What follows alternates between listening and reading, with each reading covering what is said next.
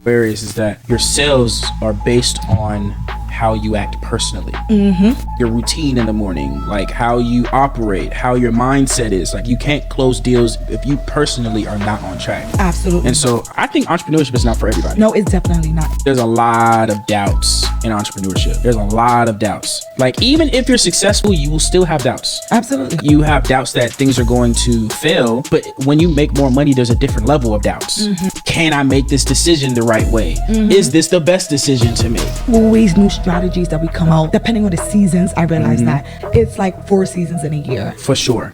I want to talk about managing a team. I don't know. I get super excited about talking to other people who manage teams. I don't know what it is, but managing a team, it's like a love and hate relationship. Like first breakdown, like what teams do you manage? What departments do you manage? Like all that. Okay, so again, part of being wealthy, you're going to need multiple streams of income. So I'm responsible of managing storage management teams. So those are the teams that I have in my corporate America job that I have to manage. I have 2 men on my team that I love you guys if you see this. They're like my fucking annoying brothers. Oh my God. Men, I have to constantly tell them things. I have to constantly remind them, this is what you're doing. This is what you don't do. I'm constantly sending texts and pictures. Like that's the only way that they understand the assignment. Look, I'm talking to you all every single episode about how to be able to create a 6-figure digital empire. And some of y'all haven't taken action yet. Y'all just, for some reason, life haven't slapped you in the face yet where it's like, yo, I'm tired of being at the place that I'm in right now. I'm tired of working my 9 to 5. I want to create a business. I want to become an entrepreneur. I'm tired of working for someone else when they don't even care about me. Look, I have something for you. I was working a 9 to 5, literally not even a year ago. It's going to be a year this year that I have been able to leave my 9 to 5 to be able to come to you guys and show you how I was able to leave working at Papado, 101 Steak, Ruth Chris, all hospitality places, y'all, to now being able to break 100K months. Literally, this is what happened. Let me tell you. I was able to break 100K months in 6 months, to be more exact. And I'm going to show you exactly how I was able to do it and how exactly I was able to do it from working a job, creating multiple 4 to 5 figures while working my 9 to 5, to then leaving my 9 to 5, to then scaling my business. Y'all, I'm going to show you how to fund your business without using your own money. There's so many things in this book that I could be charging tens of thousands of dollars, and I'm going to share with you how exactly I did it and with pennies of the dollar. It costs $10, y'all. Worst case scenarios, you learn something more and profit off of it. Okay, so look, click the link, thedigitalempire.ebook.com. Get the ebook, y'all. You understand their personalities. Huh? Yeah, I understand the person. I'm like, all right, this is how I have to get through to them. Like in a group chat, so we all hold each other accountable. I didn't throw you under the bus. Like this is a teamwork. Right. We are successful together and we go down together. Fix your shit. Then I have another team, which is my consumer law secrets team. I'm responsible of the finance and sales department. So I have the sales team, and that is probably the toughest team. I don't want to say the toughest, but the most challenging team I have to manage. That's crazy. Sales isn't easy. If you could scale a sales team, you could scale any team. Absolutely. That's what I will say that I am okay at sales teams. I know that other people view me as, Markus, you're really good at sales teams, you're this, that, and the third. But I think that there's always room for improvement. Oh, there's always room for improvement. There's always room for more revenue. We're always going to constantly be learning. There's always new strategies that we come out, depending on the seasons. I realize that. I realize that part of sales, it's like 4 seasons in a year. For sure. Always. Each quarter, it's going to be different depending on what's happening, people, financial, the holidays. All of that plays effects on your sales. So I realize that, and we always got to be on top. You always have to be. Like, there's always books we're reading. There's always strategies that we're learning. There's always different plays that we're running. Like, all right, this month we're going to try X, Y, and Z. If it doesn't work, then we'll try a new strategy. The good thing about it is that I have 2 amazing people on my sales team, and I allow them this space to give me ideas. A lot of business owners don't take ideas from their team members. For sure. And they don't do that. Like, these men come up with ideas and our numbers go off the roof. I'm like, damn, that was smart. Like, we teach and we learn together. Yeah. So what are some ways that you do personal development with your team? Like grow them, help them as a team, right? But And like, what are some things that you do? individuals. Right. That's what I meant. So we started something called Monday Motivations, and it is our goals for the week. And on our checklist is personal goals and business goals. And for a while, I realized that they'll go on and they're like, "Oh, my goal is to close 20 sales this week." I'm like, "Oh, what about the personal goal to make 200 goals? 200 calls." I was about to say That's 200 not- goals. No, that's not personal. I'm like, something that you need to work on this week. And they used to be shy, and I used to be like, you know what? My goal this week is to actually wash my laundry, fold it, and put it away. That is a goal. I've been traveling. I still got a suitcase that needs to be unpacked. That is my goal for the week. So when I tapped into kind of being burnable, they're like, "Oh shit, you know what? I need to organize my closet. You know what? I need to deep clean my refrigerator." Right. And now we started doing that. Even while we're on our calls, I like to kind of get off of work, and we're a family. We spend 6 days a week on a calls with each other. We are a family, and I think sometimes people don't treat their team members as that. 100%. So even that, and I'm like, all right, cool. Comes Thursday, did you ever clean out your refrigerator? I follow up. You know what? Because you writing it down, actually you paying did. attention. I pay attention, and sometimes people need that shoulder to lean on. Yeah. You know what I'm saying? Like, damn, she did remember. Even if he forgot, he was like, you know what? She gonna call me out on Saturday. Let me go clean the fridge. So sometimes it's all about being each other's accountability partners. Right, And right, that's what right. it comes down to. Coaching a team, training a team. You have to be reliable, and actually, like, they have to be comfortable with you. It's all 100%. about reliability. 100%. So what I liked about what you said is that you go on the personal side. And what people aren't aware is that your sales are based on how you act personally, right? Like your routine in the morning, like how you operate, how your mindset is. Like, you can't close deals if you personally are not on track. Absolutely. And so I really like how you're like, yo, what do we got to do this week? What's the wins, not only business wise, but personally? And you allowed your team to open up. And sometimes it may take time. What I've realized with running sales teams is that the first call may not go the way, the second call may not go, maybe the first week or two may not go, but eventually what they're looking to see is consistency. That is the number one key. And I realized that I took 3 days off and I didn't meet with my team, and I could see the motivation dropping down. It takes a lot for you to be consistent in that field. We both know that it's an industry that it's a hustle and a nonstop hustle, because you're talking to thousands and hundreds of people. 100%. You are dealing with different personalities. You're dealing with people with different beliefs. So it's a lot. And sometimes it takes a toll of you, because someone will get on the phone and they'll tell you their whole life story. Yeah, you of a why they can't buy therapist your on product. here, yo. You're legit a therapist. For sure. Financial consultant. Yes. You're everything. You're everything on that a sales phone call. Like, and if you aren't a strong character, you have someone that would keep you on that phone for a whole hour. Absolutely. Oh, yeah, I'm not doing that. Ain't no way. I cut somebody off on a sales call. Gotta go. I'm one of them. I'm like, all right, cool. I appreciate you for spilling your guts out for me, bro. But I got another call to head to. You know what I'm saying? Like, you're a therapist. Let me know if you want to make a decision on this. Like, you want to take the next step, and if they say yes, all right, cool. You want Visa, MasterCard, credit card, whatever. You know what I'm saying? Like, but in general, like, the people, honestly, I try to stay away from the talking ones. I'm not even gonna hold you. I remember I was on a sales call one time when I was just not fully like there. Like, right. I wasn't taking sales calls like I am now, or I'm not as mature on the sales call. Right. And I remember I literally allowed this man to talk to me for 3 hours. Unbelievable. You wanted the company. Yeah, I was like, and I'm the owner of the company. I was like, wait, I had to really register. One, the conversation was really interesting. That's what I was gonna say. You were into it. It was really, really interesting for me to be on a call for 3 hours. Luckily, I closed them. Like, it would have been a waste of my time if I didn't close them. Right. But like, you don't want a sales call that goes 3 hours. No. But like, I was on there for 3 hours, and I really had to think when I got off. I was like, why was I even on here for 3 hours? I literally second guessed my entire life existence. So I have a after question. That call.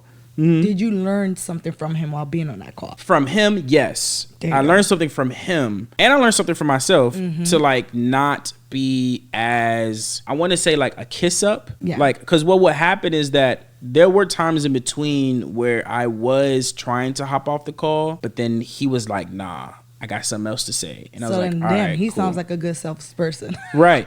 So and my personality wasn't as strong then. Right. Let's say that. Like, my personality definitely wasn't as strong. And like, when you're on sales calls, you can't allow people to run you over. And I was a server. So you would think that as a server, because I don't allow people to run me over if I'm serving somebody. No. Right? So it's the same mindset, but you're treating it differently when you're on a sales call. right? Because I'm not like serving you food. I'm not serving you drinks. I'm not like walking away at some point to come back, like to get a breather. You know what I'm saying? I'm on the sales call with you the entire time. You know what I'm saying? So it's like, it's different. It's a different way of how to sell something, and you're selling something that's high ticket. Right. You know what I'm saying? So like the high ticket part is just like, it takes the same amount of energy, but to say $5 and to say 5,000, but it's a different type of energy depending on the energy that the person is bringing to you. Absolutely. You know what I'm saying? So I literally learned, that's what I learned on that 3-hour call.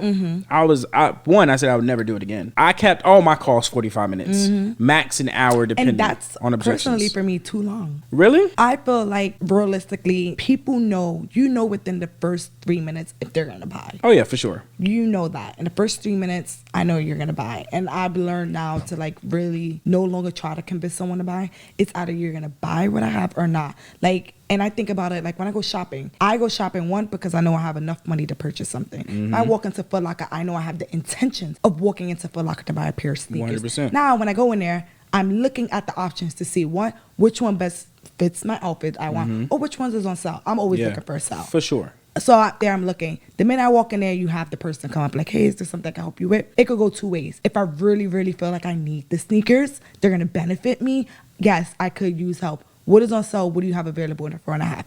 If I'm wish-washy and I'm like, I don't know if I should buy the sneakers, indecisive of myself, right. I'm like, no, thank you. I don't need the help. And it's kind of the same with these people helping these sales calls with us. If they really need the product and service that we're offering and they know that it's going to benefit them, this is how much I have to pay. Do you have payment options? Or, let's close this deal. Here's my card number.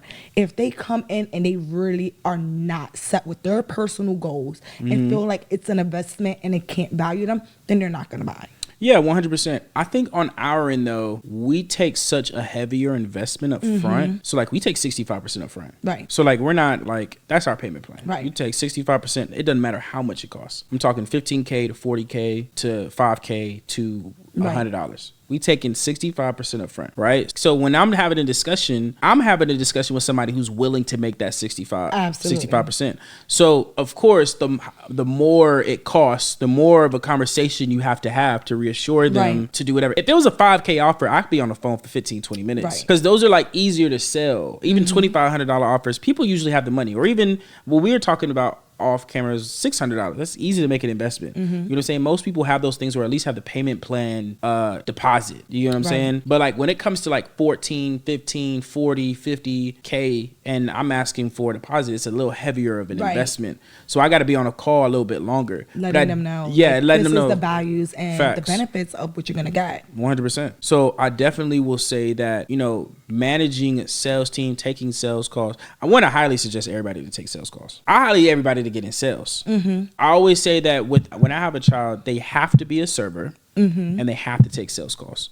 And public speaking. Public speaking is public one. Speaking for sure. I suck at public speaking. I took 2 classes in college because it was a requirement. But like public speaking, absolutely. It's something that you need to do. You're right about the sales calls of just the minute you master the sell, that's it. That's all you need. Whether you're working for someone, whether you're working for yourself, you still would need to know how to sell. In order for us to make money, you got to sell it. You got to. There's no way you can sell your service. One thing I'm super grateful for is when my mom had me public speaking at 8 and cold calling at 11. I love that. And so she would always invite me to these events. Always. Every single event she would invite me to. So I was exposed to 6-figure earners, multi-billionaires, salespeople, whatever industry that they were in at such a young age. You get what I'm saying? So at stage fright, I don't really have. So when I have a kid, I want them to have that exact same experience. So back to the kid situation. I was just about to ask you. Say something. That is important that you just mentioned that. Me learning in my journey of entrepreneurship, mompreneurship, is you want to involve your kids. It's important to expose your kids to this lifestyle. 100%. Because they need to know that they always can work for someone. They need to be able to see it. Need to know that success at times is easy. Yep. It can be easy. It can be easy. It's not always easy. It's not always. You're going to hit a few. This entrepreneurship life isn't easy. No, it's not. And I tell people that all the time. It's not. Remember, I offer entrepreneurship coaching and I get a lot of people. They're like, hey, I want to start a business. I want to quit my job and I just want to make 6 figures. I'm like, okay. What business you want to start? Are you ready to commit? This is what you need to do. And I let people know, like, don't waste your own time. It's easy to be able to clock in on someone else's clock and waste their time then as a business. As a business owner, you can't do that unless your business is automated and it's already scaling. Yeah, for sure. People think that, hey, you know what? It is the first and I'm going to start this business and I'm just going to go to sleep and wake up and be this millionaire and they don't have to put work in. That you can kick your feet up on a yacht in the Bahamas. And no, it doesn't work that way. It really doesn't. I definitely agree 100%. I feel like that's such a different conversation. But I think that when it comes to entrepreneurship, so I just had CEO Matty J here like a couple hours ago, right? And he made a valid point. You have to make a self-analysis of yourself to even make a decision if you even think entrepreneurship is for you. It's not or for anything that you want to do. And because I think entrepreneurship is not for everybody. No, it's definitely not. It takes a lot of commitment, dedication, consistency, and someone who is resilience, strong-minded. For sure. Like, you really have to learn how to master your emotions. Yes. And self-doubts. Absolutely. Because there's a lot of doubts in entrepreneurship. There's a lot of doubts. Like, even if you're successful, you will still have doubts. Absolutely. You have doubts that things are going to fail, but when you make more money, there's a different level of doubts. So a different level of self-doubts. Like this, like, can I make this decision the right way? Is this the best decision to make? You get what I'm saying? Like, the doubt is different at different levels. I think the doubt comes more to how to keep your empire going and how to protect your assets. 100%. It's not like, oh, should I start this business? No. It's not that type of doubt anymore. Or, oh, should I just go back to work because the business isn't working? They're not thinking like that. No. You know what I'm saying? They're more thinking, maybe as a starter entrepreneur, yeah, they're thinking like that. Yeah. But as you get more into entrepreneurship, people that has been in the game 3, 4, 5, 6, 10, 20 years, they're not thinking, oh, they're not even, the job isn't even in the back of their mind. Right. It's not an option. For them, that's not even like that. They're thinking of, okay, if this doesn't work, what other things can I do for it to work? You get what I'm saying? So I really want to go back to, we were talking about children, entrepreneurship, mompreneur. Like, what are you doing for your daughter to help her get to the next level, like how my mom did for me? I am bringing her a lot more on the conferences. It's more of a balance. Again, she's 10, and it's more her seeing at the time I take away from her when I say I'm busy and I'm going to these conferences, that I am not lying about it. I am actually doing what I'm saying. Because again, it's just us two. I'm a single mom. Right. So she's with family as I'm traveling. To her, it's probably like, hey, she's having fun. I'm just like, no, this is all business. Right. So it's me exposing her to that. While she's there, she's like amazed. Like, the first conference I brought her to was the Circle of CEOs, and she loved it. Like, yeah, wow. Circle of CEOs was lit. Like, look at all these people. Like, we get to sell stuff, and my daughter already has the hustle mentality. She was like, I'm like, all right, cool. I'm gonna involve you. We're gonna pay you $50 to hand out these flyers. There you go. All right, cool. You know what I'm saying? It's involving them in it. It's letting them know, like, you can do this too. And once they see how to make the money, they want it too. Like, a lot of kids always start up with like, hey, I want a lemonade stand. All right, cool. Like, let's do that. And it's about giving them this stuff. Like, I told my daughter how to do an inventory sheet or an expense sheet. Like, all right, how much money do you need? Yeah, my mom did the same thing for me. You need to write down everything that you need for the lemonade stand. Profit and loss statements. Like, small things like that. As she's getting older now, it's like, all right, I need you to do a lot more. Is she an employee in your business? I know. Is it like 13 that it has to happen? No, or is it no. up until 13? It could start now. All Absolutely. Right. So yes, Mama told you, she gets like $100 a month. Okay, all cool. that money I pay down. She's my assistant, a managed member on one of my LLCs. Interesting. So I heard from Grant Cardone that he doesn't pay his children allowances. He makes them create assets that pay themselves. How old is his kids? The same age. Interesting. Same age. So of course he's in real estate, so it's a little bit different, right? But he has it where he gets a property for them, and whatever the cash flow, well, they get themselves a property. So he reviews how to get a property. Got it. Right, and then they get the property, and then they get the assets or the cash flow from it. Right. And they put that into a certain account, and then they say, hey, I want this, and they're like, okay, well, this comes out correct account. And so they're like, this comes out of this account. You get what I'm saying? So like, for people that's not in real estate, and this is something that's familiar because you're in this industry right now and how that works, what are some other ways that people can pay their children similar to those strategies? Depending on the business that you have, IRS makes you have something that is beneficial for the kids. Like, I have a 10-year-old. My daughter could be a content creator. She could be the person recording all my stuff. She's at the age where she's actually could file paperwork for me. She can actually take phone calls for me. It has to make sense. And that's what it is with the IRS. You can't say, you know what, I have a car wash business, but my 2-year-old son is washing cars. Come on. Like, Facts. Doesn't work that way. You get what I'm saying? So it has to make sense. Right. It has to be realistic. Yeah. So for her, I have her listed on as an assistant, which she can do at Well, times. yeah, at that you know age what? she can. Take the phone, order me my Starbucks as I'm taking my meeting because I'm a consultant, and bring me my coffee. Oh, I Right. need you to file this paper. Delete these emails. Small task. And what I do is she has a green card. Madison, you want to bring your green card here? Show me your card. And I pay her for my business account, and every month I deposit. The green card is Chime? No, I'll show you. Or It's that's a new information. Green Yeah, card? Because so when green card's people think perfect for green kids. card, they're thinking something else. No, I'm going to show you. I have the app too. It is a small business that you pay $5 a month, and you could transfer money from any bank account into the kids. You could set allowances of Interesting. jobs, and it's a custom card. Like she has her photo on it. What's It's it called? called Greenlight. Oh, I heard of this. Yes, it's a Greenlight card. You could put your kid's picture on it. You have an app on your phone. You could transfer the money from your business bank account and load the card up. Also, it creates responsibilities for them. She could use the card for anything. You could create businesses like, you know what? Don't forget to shred the paper. Don't forget to do this, and it'll pay them per task that they do. Interesting. So it keeps them responsible. It keeps them reliable. Like, you know what? I have to do this, and it'll pay them $1 or $2. You can actually create jobs on apps for them, and they'll only get paid once they complete the job. Interesting. And it's the paper trail. That's a bar. It's a Oh, paper man, trail. that's good. Like, you can actually pay your kids. Like I tell my daughter all the time, I'm like, do one worksheet out of your workbook, I'll give you $1.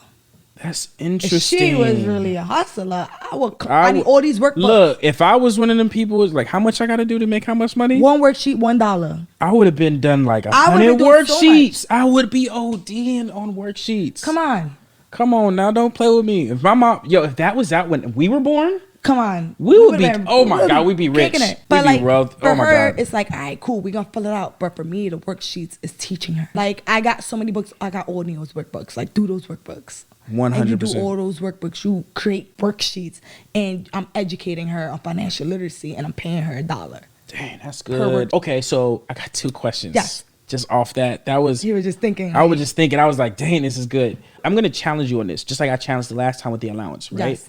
I heard there was this guy. I don't know if I can't remember the movie's name. He went to prison for check fraud, right? I cannot remember his name, but he always says, I do not give my kids debit, credit, like cash, any of those things. He only gives credit cards, right? Because he wants them to learn about OPM, learn about other people's money. And of course, there's more value in credit than there is in cash. Now, I understand the principles of that card. The principles of this card is fire. I wouldn't suggest anybody not to use it. But how do you feel? Like, is there a way with credit that you could do the same method? Absolutely. So Capital One allows you to get a kid's bank account. You could do it the same. Only thing is that, yes, Capital One, I think you could do a secure credit card for kids.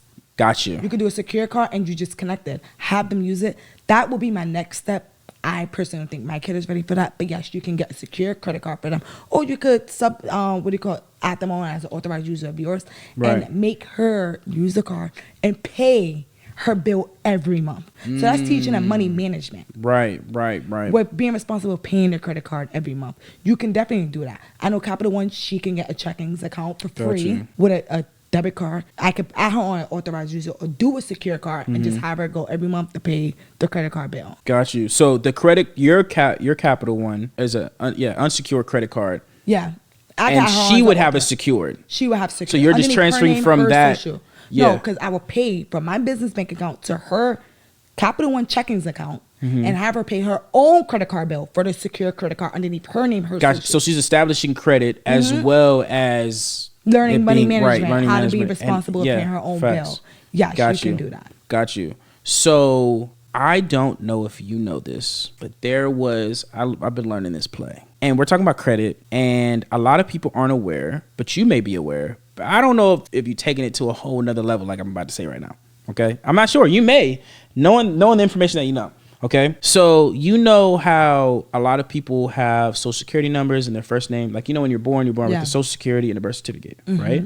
So, credit is based on your social security. Right. And so I recently learned, and when I say recently learned, probably like past 6 months, and I've been running this play for a long time, for the past 6 months, is you open up an EIN number as a sole proprietor for banking purposes, not for corporation, right? And then you use that EIN number as your new credit, as your new social security. And you can build credit off of that. So like that could be even more thing that you could do for your kids at an early age. is that you can open an EIN number for your kids earlier and then run credit through that way. So then it established them not only as a personal, but as a business. As a business. Do you get what I'm saying? Because we're all businesses no matter what. Right. Even a Social Security is a business. Absolutely. Right? Because if you get funding, you invest that's a business. Your name is a business, et cetera.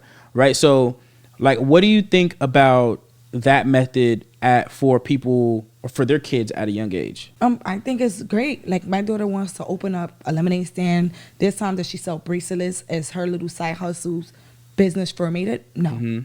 Okay. So that is good. I think we should. I know kids, even, matter of fact, the kids on YouTube, they make so much money. Their parents don't have their business structured. I don't think they know how to actually go and get their business structured.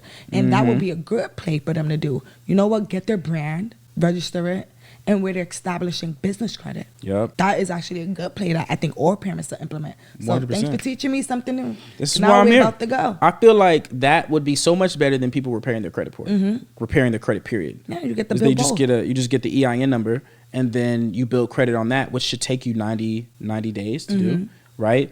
Depending on a lot of variables, right? Because sometimes in order to get business credit, they say that you need to have 2 or 3 credit cards with $2,500 on it for minimum 2 to 3 years, right? For an ideal credit report for business credit, right? But of course, you don't need that to get personal funding, right? You could do that in 90 days, right? So I think that would be better than a lot of people just repairing their credit. They could just get funding under that EIN number and then use that EIN number to pay off their personal debt off their Social Security. Do you get what I'm saying? No, I get what you're saying. So I know that the reason why I say that is because a lot of parents, they really set a bad example for their kids, and they put their kids under an AU and they never pay it. So then their credit is terrible. You get what I'm saying? And underneath their name. Yeah, and it's like that's another route, but like how outside of that, right? But like your personal strategies of how you're able to, because you're setting your kid up like that green light thing.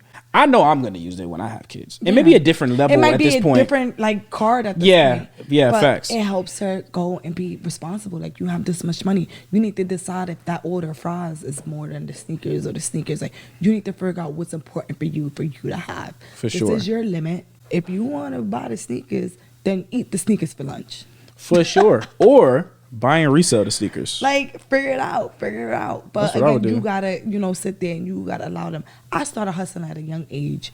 My dad will always take me to like 28th Street and make me do like glow lights. You ever see the glow lights? And at that time, it would be $40, and we'll get a tube of glow lights. $40? 4 lights for 100 necklaces. $40, 100 necklaces. I don't know why I thought like 1 or 3 or something like that. We used to sell the necklaces for $1, right? So we would pay $40. We'll make it, technically our profits will be $60. So I used to tell him like, I need a pair of sneakers. And he's like, you got to work for this. You ain't getting $100 sneakers. Let's go. No, for real. I'm like, what? He's giving me $40. He used to buy me the tube. And he used to have to sell them through Central Park. And then I realized, like, as a kid, people would always want to buy for me. I was cute. They always want to buy. Facts. So when I started realizing, like, hold on, let me start selling these things for $2. I started selling for $2. I made $200 off a $40 investment. It was over after that. That's where I started hustling. Man, at this point, I'm ready to flip everything. Because everyone, it's a kid. So you're not going to say no to a kid. But 2, glow lights, people are genuinely likes that. Like in New York City, once it gets dark out, everyone's going to love that. Everybody wants a glow light. I sell them for $2 or for $40. I'm like, and they're like, oh, $2? That's nothing. Everybody wants it. But they're not thinking that you only spent $40 and that you just made you a major profit off that. I just made me a crazy profit.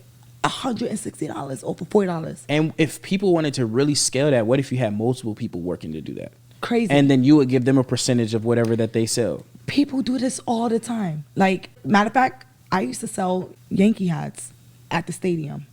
Like, think about it. You ever went to an arena? Ideal target market right there. People always want to buy stuff. Mm-hmm. You go inside Yankee Stadium, them hats are $30. I bought them for 28th Street for $5. I'm selling it to you for $10. They gonna take them. They gonna take them. People always. Man, I buy stuff outside arenas all the time. You can't say no to a kid.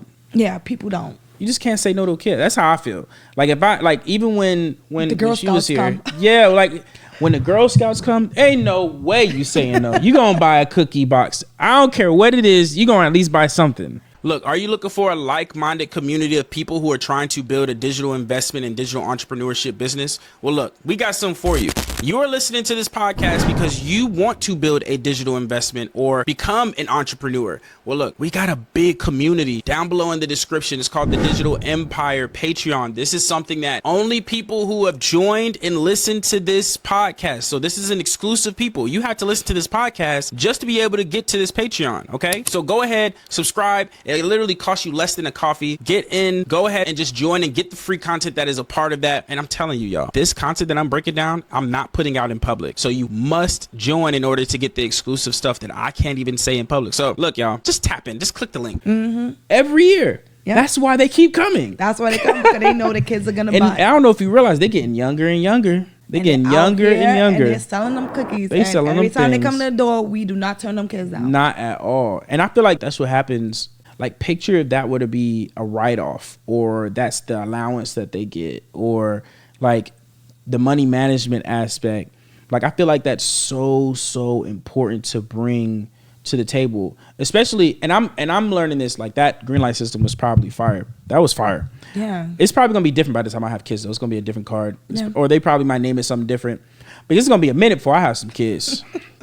It's gonna be a you minute. Wait until you're too old, because then you're gonna be. Oh yeah, for sure. I say max, like maybe like 30 or something like that. 30 maybe good. 30 is a healthy number. You know what I'm saying? Yeah. Only because I know women's bodily function at the time when it gets to like 30, 35, that area, it's very difficult for women to have kids at this time. You know, stuff like that. Yeah. You know what I'm saying? And then they want to at least still enjoy their lives in the 20s anyway. So that is, I feel like, I don't want to say it's terrible, but people always feel like you have kids young, you can't enjoy life, and that's not true. I have my daughter exactly 20, so I have her by 20 years, and I actually was able to grow with her. So my experience is that she never enabled me. People that use their kids as an excuse for not being successful, it's a personal thing with them. Actually, my daughter is the reason why I'm so successful. Right, because you got a why. I wanted a different lifestyle from what mine was upbringing. I know I wanted to be exposed to stuff that I never was exposed to. So she's my reason why I hustle so hard. She's my reason why I'm like, damn, I can't give up, because we need the extra income, because the income buys me more time to spend with you. So, like, what tips can you give to the moms out there who want to be mompreneurs? Like, what can you give them to help them? Because they may be struggling right now. They may want to build a business. They may even have an existing business, but it's not really doing anything. What tips do you have for them? The tips that I have, one is try to, offer something online, or something that doesn't take time away from your kids. When you have an online business, it gives you the flexibility to run it from a computer. Once you are able to go to a computer, you can still have a work-life balance. Right. That is the most important, is having the work-life balance, not being tied down to a desk and not being able to spend no time with the kids. 100%. 2 is involve your kids as much as possible. Yes. Depending on the business you have, involve them. Give them small tasks to do, so at least they will appreciate you. There's times that I've been on my computer or meetings and studying, and my daughter would just come to the table with a cup of coffee. Like, damn, I noticed she's been here for 3 hours. Let me be quiet. Or it shows appreciation. No, I don't know. I think that's. I don't know. With sons, they don't care about that. He's like, we don't care about that. I feel like with daughters, that works. No, the involvement part, yes. But like the waiting 3 hours, let me get her a cup of coffee type thing. I don't know. Sons don't be thinking like sons are a lot selfish. I think women or daughters are a lot more giving. Because my girls are mom boys, and I'm like, I need a son. I need that mother-son loving. Like, man, I don't know. I think it's the boy moms. I don't know if you want it. My mom be getting so irritated when we bother her during work. I don't know if you're ready for that. It's a different.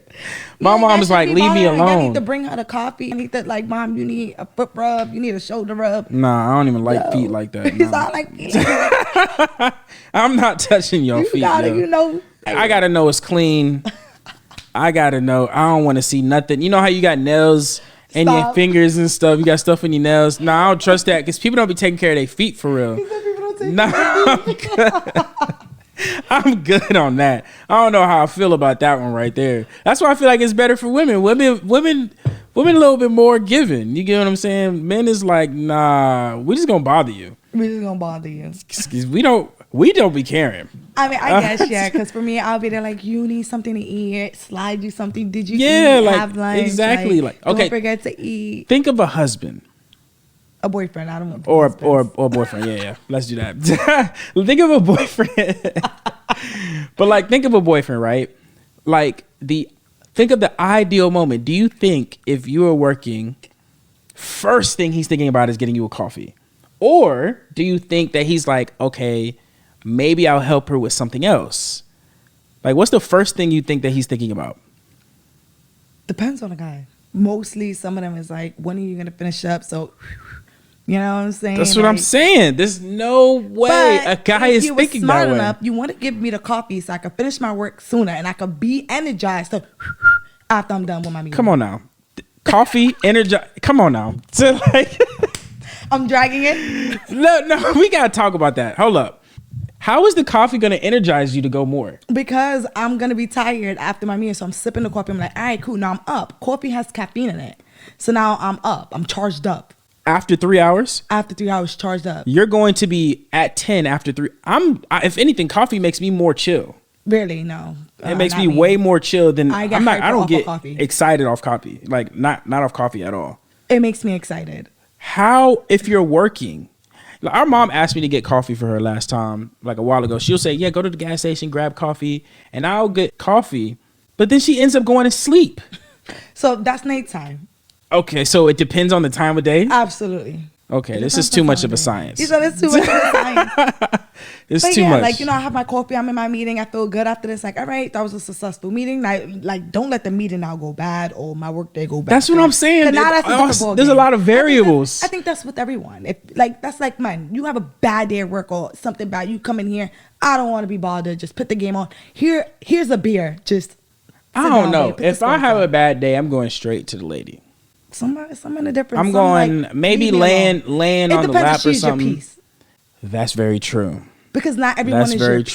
That's very true. It's hard to like after a long day for you to actually have your person be your piece. That's very true. So if I had a long day and I could comfort you for comfort, that is a win. Yeah. It's like not everyone's your piece. That's true. You come in there, you might have that nagging ass girlfriend. I'd be like, so why are you mad today? Or then you definitely going to the game. Yeah, then you going in for the sure. game. You're definitely going to the game. You're going to open up that 6-pack and put the sports on. You're definitely going to play 2K. Like if you can Madden. actually have a stressful day and actually go to your partner and feel relief, that's a fucking win.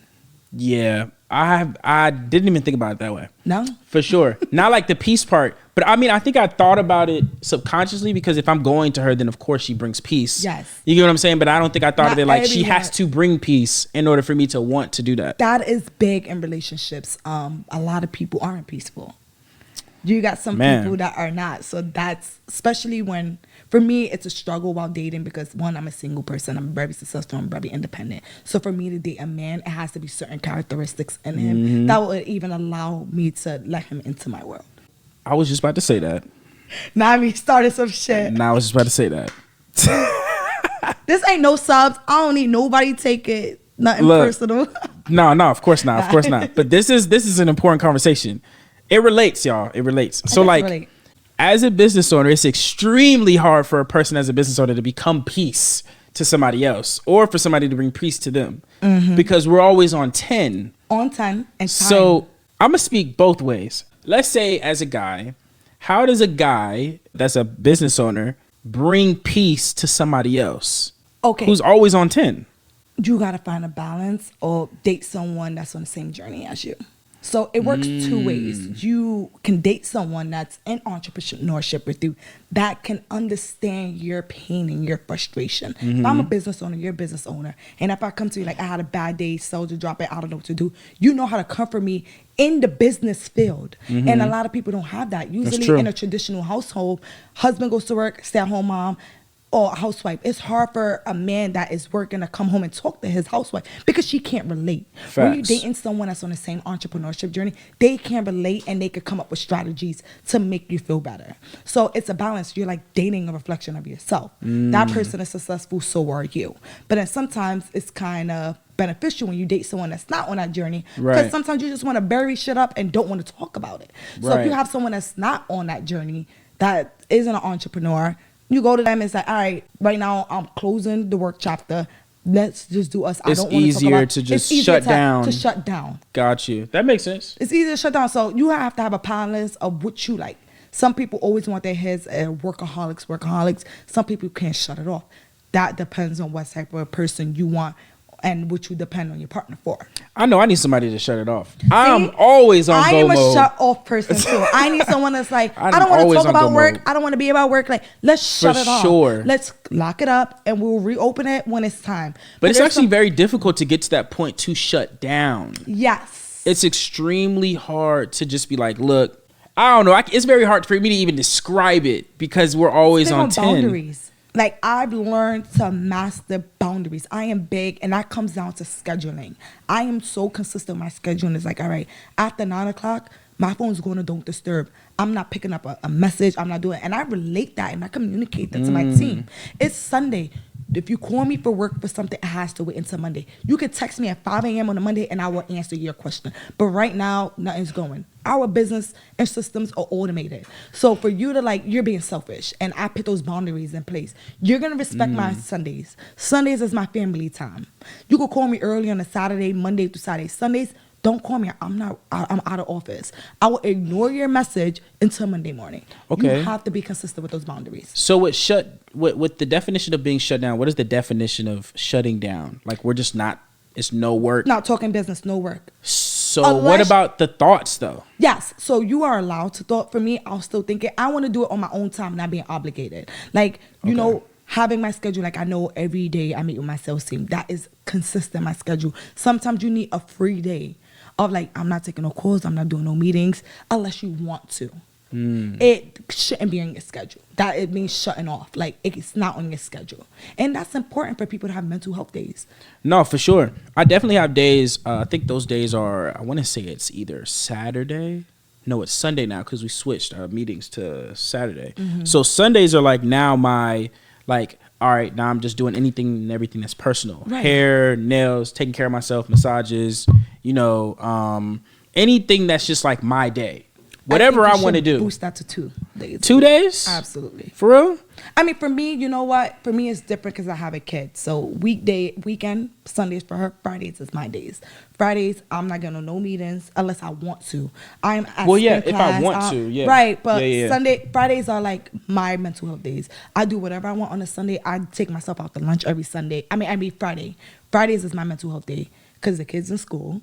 So that's I get those alone time for myself. And you just lock in with yourself in tune, go shopping, go to a spin class, do something. I have the day to myself. Friday night, we'll go have dinner. We just, I'll respond to email, but I'm not locked into any committed meetings or anything. Yeah. That's what it's about. For me, I have it where I think during the week is anything after 7 or, let me switch. There's no commitment 6, on your calendar. Well, it depends because, we got coaching calls at night. Yeah. People are usually at night, right? So I'd say between that 6 and 9 period, I could do whatever I want. Between those days, I could go out, I could do whatever. I usually don't do anything, but I'll just do something that I feel like doing. Right. You're not committed to anything during those hours. Correct. So that's what comes to shutting down, is not having something on your calendar where you're committed to doing. Okay, so shutting down is connected to commitment or not committing to something. Not committing to something. So that doesn't mean it's off. No. It just means it's you're not committed. Okay, I'm getting an understanding. Okay, so if I'm shutting down to somebody else, like a human being, because we talk about shutting down for myself, but what about with another person? How am I shutting down with another person? Am I not being committed? Together? Yeah, if you're with another person together, boyfriend, girlfriend, and let's say I'm shutting down, I know between certain days for myself, I'm not mandatory to do anything. But what about if you're with a spouse or with the partner? You mean as for work-wise? Correct. Do you detach completely from work and show them undivided attention? Correct. That's important in relationships. You have to do that. Okay. You have to do that. People make time for what they want, who they want, when they want, and how they want to. That is very important because the last thing you need is your partner to feel neglected. Yeah, for sure. But what about the shutting down part, right? So I'm gonna give you an example. Okay. So let's say I work throughout the day, 7 p.m. cutoff, 6, 7 p.m. depending on the day, of course. 7 p.m. is the cutoff, and now I'm spending time with old girl, but I'm always thinking work. Do you get what I'm saying? It's very difficult to not think about work. As long as you keep those thoughts in your head, you're good. But like, you know, you can get distracted. Absolutely. You get what I'm saying? So like, it's even though it's like you're itching. It's like addiction in a sense. And I feel like as a business owner, because we're always on 10, when we become still, it's difficult to become still, right? So like practice meditation, meditation, becoming still, I think in the mornings are a lot easier. But like during the evenings, after you've gone through that and throughout that entire day, to just immediately shut it off for somebody else and not think it. I've seen people who are just like, yo, when I'm with my girl, when I'm with my man, I don't even think about work. You get what I'm saying? That comes back to having that person being your peace. Because again, cool. You know, you're peaceful with each other. I'm sure you had a busy week. Of course, sometime during the line, you missed that person. And usually you have something put into place, a plan. Like, all right, you know, we're going to go bowling today. It's no way we're bowling and you're thinking about work. Like, it should be no reason why your business that can happen. Unless you're thinking of a strategy to add more revenue, I will accept that's the only way that I think about things. I don't think about anything else but adding revenue in my head. Because if you're dealing with someone that understands your journey, it won't be a problem. We bowling and like something, you see something in a bowling alley, like, damn, look at this menu. These prices is good. Like, wow, that would make a great marketing material. Cool. You know what, babe? I see the point that you're coming from. It's about having someone the same mindset with you. Right. Because they can relate to seeing your vision. That's like, true. You right, I see where you're going with this marketing fly. Like, you got it. But there's no way you're going to stop the bowling game and now pull out your computer and go on Canva and start creating things. I'm going to hit you with a pen. No, for real. Not for real. No, that's a little like OD, though. That's like, a little OD. You got some people like that. And those relationships. They'd be like, you know what? Let's just stop bowling for a second. Let me pull out my iPad and just start creating a flyer. I got to go. Let me grab my laptop. Let me create a funnel real quick over what I just did. No, there's some men that are like that, and it's cool. Those men are I would say that I used to be like that. I would never just go out on a date and stop what I'm doing, but the intention, the thought of, let me stop what I'm doing real quick. I would have the thought. But that's not true, because that means that your brain is always driven success. So it's not a problem. It's good, long as you don't sometimes trade on your lady too. Right. Of course. We be eating TLC. Nah, for real. Like we just mentioned about the dog. I'm a Cancer woman. I need TLC. I need attention. The minute you don't show me attention, I am crying. I'm dying without it. Like, I will respect it, but me, I'm so in tune. Like, all right, cool. What are you doing? How can I help you? Let me know where I can help so we could get this done faster so I can get my quality time. Like, nah, for real. All right, cool. If you're working, like, I want to be on your lap while you're working. Like, I'm clingy. So would you say that's like the feminine part for you that need for the man to give you that attention? Yes, it is. And my love language is physical touch. Like, I need to physically touch, like, and quality time. Like, cool, if you want to work, like, cool, let me just sit next to you and rub your leg while you're working. I want to be able to physically feel you. Like, cool. Or just, like, if quality time, like, cool, you got errands to run, I'm going to come run those errands with you. As long as I'm able to spend the time with you. Got you. Look, she getting me some game. That's what you do. Like, your partner should know. My success means anything, and I would drop a relationship I feel like I'm getting distracted by a man. No, for sure. I would never drop. There was a time where I did have that, though. I feel like, I don't know, maybe every man has gone through this once in their life at least, where you had that certain woman that made you not want to do what you're supposed to do. And that's bad. That's bad. That's a negative thing. That's a negative thing. That's a red flag. Gotta go. Yeah, you can't. Nah. But I think that's also on the man too, though. I think that's the lack of discipline on the man, not just on the woman. But I think I've seen people come back from that. Absolutely, once they see it. So it could come back a good way or a bad way. I dated someone that always portrayed their beliefs on me. Meaning like, oh, that is too much. You're taking on too much responsibilities. You need to pick one industry and master it. What? Oh, you need to go get a job that's gonna retire you with a boy bye.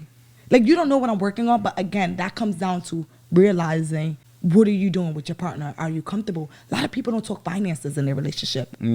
People aren't comfortable. Or religion, finances. They don't talk about that stuff.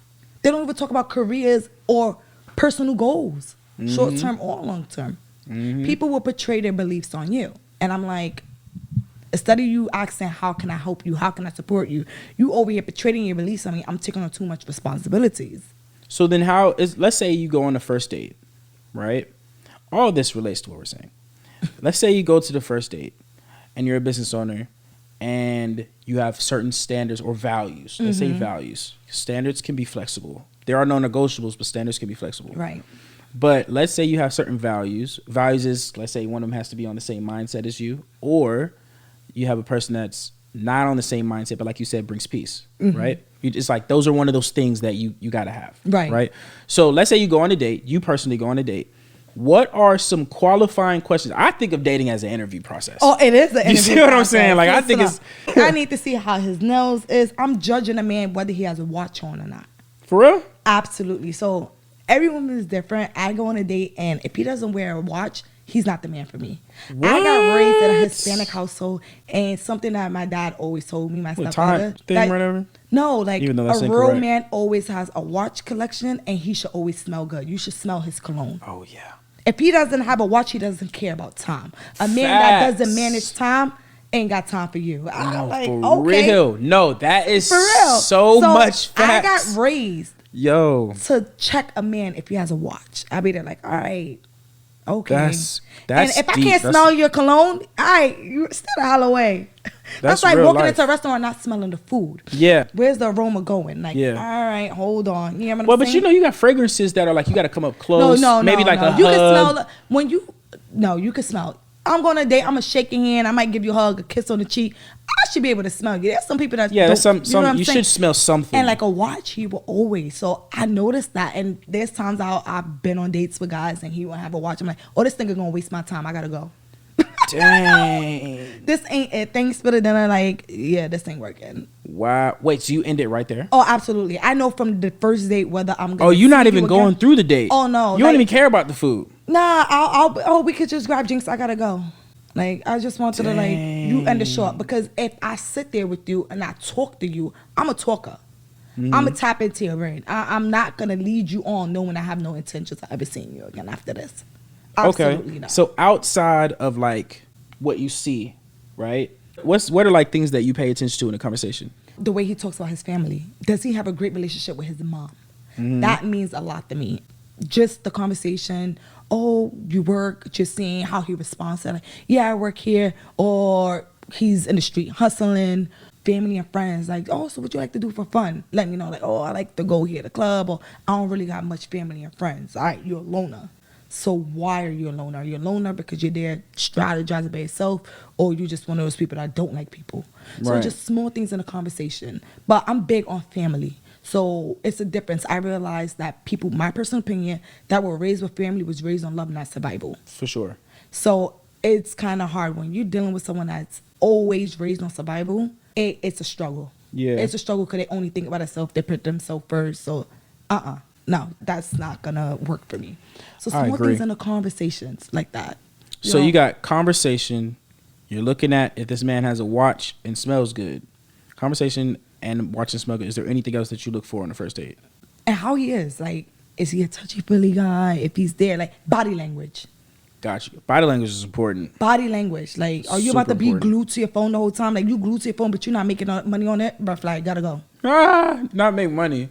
You should hear the But you stripe gotta, like, sound, stripe like, notification. something coming through, like, you know what I'm saying? Like, I need to figure out what you doing on these apps. Like, Nah, for real. If you addicted to your phone, you're not making no money through it, then why am I here talking to you? Like, I'm Nah, sorry. for Like, real. I have my own money, but I'm not gonna be betrayed with a bum. You know what I'm saying? Because the person that you date is kind of like a reflection of you. Yeah, 100%. You get what I'm saying? Y'all exchange energy when y'all having sex. Like, nah, I'm big on that. Like, no. That's very true. You gotta protect your energy. That's very true. So like you're starting from the point where you're dating somebody and then you know what to look for. Like we just talked about peace and everything when you're with the person, or if they're in alignment when you're with the person. So like marriage is just an extension of all of that. Absolutely. Got you. Maybe 5-7 years. Right. 5-7 years what? If I'm in a relationship with the person, I feel like You got to be 5-7 years in to know if you actually care about somebody? No, you could care about that don't mean you want to marry them. What? 5-7 Yes, years? You I know think if you so. marry somebody after a year or two.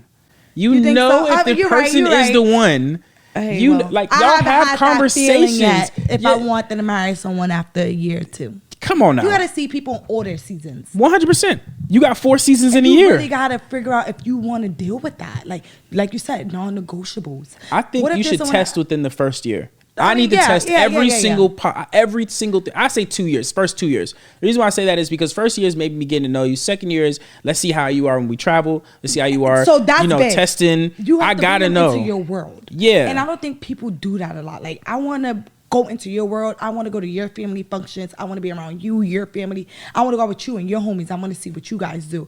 I would like to go into your favorite spots. If this is the bar that you go to all the time, cool. I want to be there. That's big on it. Like I'm big on knowing my person, them knowing me. Like cool, I'm gonna bring you to my family. How about we go to some of my favorite spots where I go to, where I like to hang out, drink, eat, and let's see we align and fitting into each other's world. 100%. Are we compatible? Sometimes you're not compatible with someone, and it's okay if you're not compatible. Then cool, we could date, but it ain't going past dating. So if you want more than what I do, then we need to come to agreement. We're gonna continue to date or we're gonna stop. But you're right, 100%. You do know within the first. Yeah, we 100% know. I mean, you talk about marriage. When I'm convinced that when a woman is talking about marriage, she already knows that she wants to marry you. Right. It's just a matter of time and when you're ready to marry her. You get what I'm saying? Because she's not discussing it. That's not true, because I've dated a guy that was like trying to settle down. I was like, I'm not ready for this. But did you have marriage conversations with him? Absolutely. He had his conversations with me. Wait, so why are you having conversations if you're not ready? He was having them. He kept bringing it up, and I'm like, it's not something I want. Like, it's not something. No. So what I mean by marriage conversations is when she says, "Yeah, I would marry you." You know how women will play and say, "Yeah, I would marry you, 100%." Like she knows she would marry you at that point in time when she's serious. If she's serious. Not like joking, but like you're making it fun. But it's not a joking matter, right? You talk about, okay, yeah, I would marry you. Yeah, you know, like she's ready. At this point, she's ready. Like at this point, it's up to the man to make a decision. Unless he messes it up, you know what I'm saying? And then, you know, that's over with. You know what I'm saying? But like you know, within the first year or two, if you are fully committed to a man or not. Like 5-7 years is a long time. Hey, that's a long time. That's what I'm not ready. That's a long time. 5 to 7 years, yo, that's marriage. That's marriage in my eyes. That's a whole bid, right? That's OD. That's OD. I'm not even gonna hold you. You know what you want between 2 to 3 years in. Yeah, but I need to make sure that you want to really stick around. How much I can tolerate you. How much time? Once you get married, you're stuck with this person forever. Can I tolerate you for 5 years? You should be. If you could tolerate him for 2 to 3 years. People change. Like, you know how many marriages and relationships got broken up during the pandemic? Because they couldn't tolerate their people in other environments. Well, let's think about marriage for a second, right? Let's think about it this way. You're in the same environment with somebody for an entire year. Naturally, you would not want to be especially when you're not normally in this. Like a healthy marriage is distance as well. So if you're in a relationship if you're together for an entire year, you don't have distance. You have to allow a person to miss you too. Absolutely. You get what I'm saying? So like if I'm together with a person for an entire year, I'm not allowing for a person to miss me, then that means I'm getting irritated with them all the time. Now I'm getting tired of you. Now we're getting a divorce. Because COVID made us not allow people to miss each other. Yeah, but a lot of families overcome them. Some people value that. Like, damn, we was always working. This time together feels really good. Like for me, it was a changer. I didn't get the luxury of working virtually. I still have to go into my office, but 3 days a week. So spending time with my daughter, I'm like, damn, I like being home more. That's what made me get my hustle up. I went back to college after 10 years during the pandemic and got a college degree during the pandemic. Wait, wait, repeat that again? During the pandemic, I was one of those people that instantly went on survival mode. I was afraid to be without. I was afraid that the world was going to end and I couldn't buy more than 2 packs of chicken. So I instantly went home and I was like, I got to find other ways. I still had my full-time job. I was still going to the office, but I'm like, this company shuts down. I'm screwed up.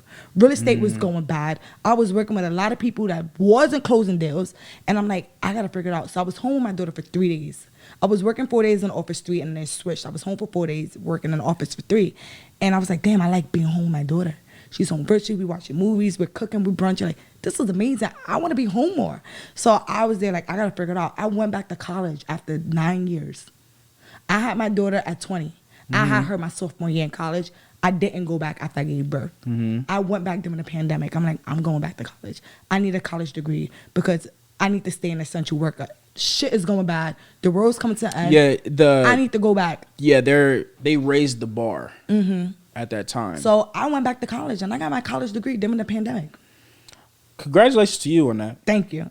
Are you doing your degree though? Yeah, I'm still Okay, in school great. for Then it. I you got my college degree. That is the main I thing. graduated with my associates when I was during the pandemic. I had to finish it.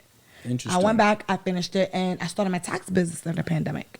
It was something I was like, you know what? I learned that from real estate. Yeah. So at the end of the year, I realized that I spent so much money traveling to these open houses, all these PP pandemic stuff that they required to host open houses, and the clients that I all had was moving to Long Island. So on my weekends, I was driving back and forth, hosting open houses because I had 2 people where I was selling their homes.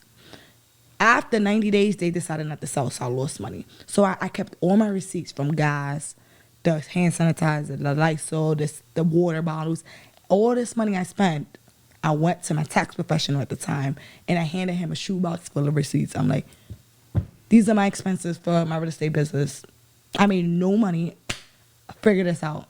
So at that time, he did my taxes, and I ended up getting back like a $9,000 check. I was like, what the Look, is generational wealth and legacy building something that you've been trying to do? Is legacy building something that seems hard? Is something that, is far-fetched? Well, look, I got something better for you that'll literally change the game and how you view things. We are coming out, and it's already there. Literally click the link below. We have something called a free family business workshop. This is a free training that's literally going to show you from A to Z on how to build legacy, what legacy means to us and what legacy should mean to you all. And guess what the method is based off of? The Rockefeller method. Have you wanted to make $600 billion just like the Rockefellers? Is this something that you've been struggling to do? Well, look, we got the best thing on the planet. The family business workshop is the way to go. So I'm telling you, click the link below, join that family business workshop, learn the Rockefeller method the right way, because we're literally doing the exact same thing that they're doing. The whole life policy, the trust, the ministry trust, the family trust, the private trust, showing you how to build everything from the ground up. This is what we're going to be doing.